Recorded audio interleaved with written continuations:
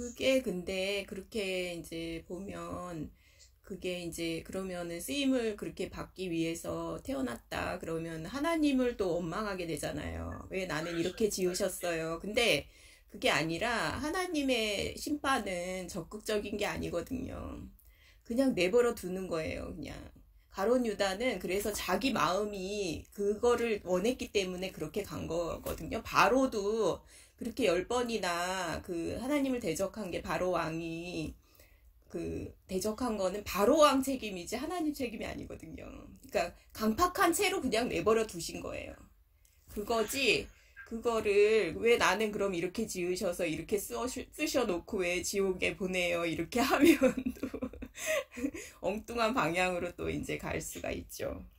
사람이 인간을 로봇으로 만드신 게 아니라 예, 그러니까 것을 주셔서 선택은 선택인데 우리는 근데 노예잖아요. 사실은 사단의 노예잖아요. 태어날 때부터 사단의 노예인데 그 안에서 이제 선택을 하는 거죠. 그 안에서 선택을 하고 그 다음에 구원을 받으면서 이제 주님의 종이 되는 거죠. 이제 그런데 이제 그 안에서 또 선택을 하게 되고 그런 것 같아요. 그러니까 어떻게 보면 완전한 자유의지는 아니라고 또 볼 수가 있죠. 그게.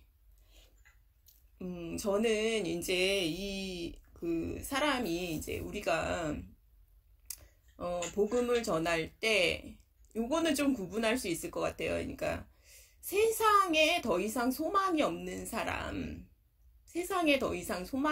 사람한테 복음을 전하면 좀 잘 듣는 것 같다는 생각이 들어요. 그러니까 그래서 이제 그런 말씀 있잖아요. 예수님이 세상 끝에 나타나셨느니라.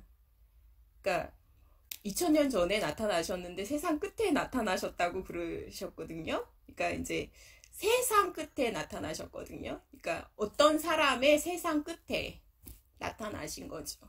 그러니까 그런 사람은 진짜 한마디 말에도 이렇게 금방 받아들이는 것 같다는 생각이 들어요.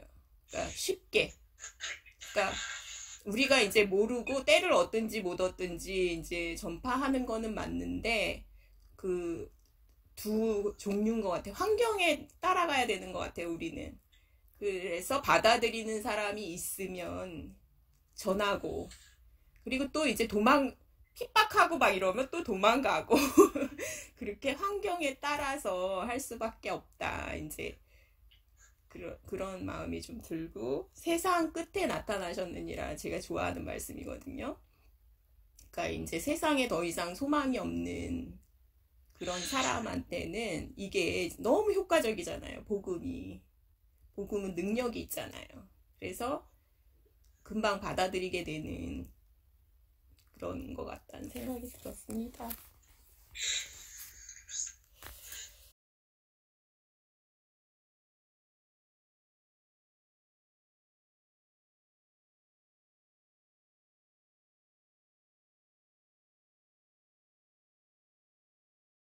저는 여기 6번이요.